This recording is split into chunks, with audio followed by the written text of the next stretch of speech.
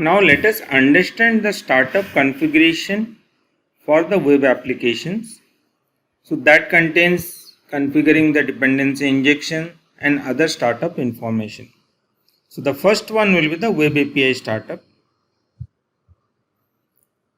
So here when we come to the endpoint.web API application, you will see it's an ASP.NET Core 3.1 web application, and we have the program.cs pre-configured for you. So all the application variables you can see here using a configuration builder,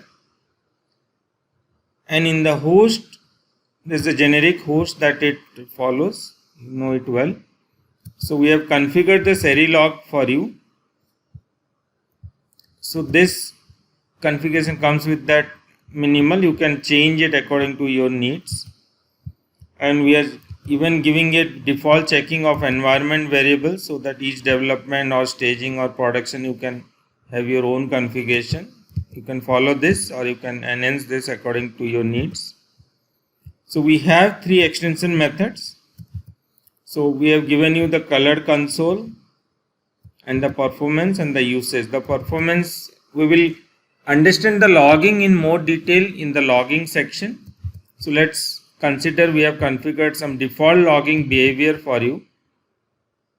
In development, usually we write to a file only, and given a default method to write it to an Azure table storage. Assuming your production, you may go into do some Azure, or you can even write your own configuration information that we can discuss in the logging section. So now let us come to the startup.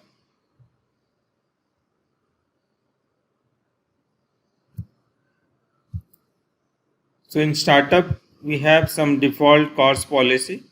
So you take care of this CORS when you go into your production according to your needs.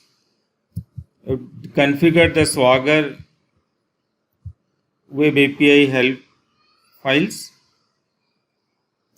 and here we have given something called register flex services. So what we are doing, let us see. So this is a mandatory thing, add flex base objects to the container. So it will add all the flex base objects to the container, which is very much essential for your application to run. And we are configuring the auto mapper into the services. Then we are configuring the bus services. So if you see the bus services, as we discussed earlier, we have the Flex Gamma default endpoint configuration is when the development environment, we can use the learning bus configuration, and for staging and production we are giving you the Azure bus configuration, which is default configured. So even you can see that again. So this is the Azure bus configuration. So these are all the end service bus configuration. We will again come to this in more details when we learn the bus Gamma and other bus services. So that will be covered in the bus section. So now let us see, this is the bus configured for us in the DI. So you can have your own bus configuration, and then to the services we are adding the bus Gamma service bus, which is also just a inherited object for Flex Bus Gamma. So that is the default bus we have configured for you. We will also see how you can configure the bus in various multiple ways as we understand more on the bus. So this is the default files and projects that is created for you when you create the solution for the first time. And there are other basic configuration already given.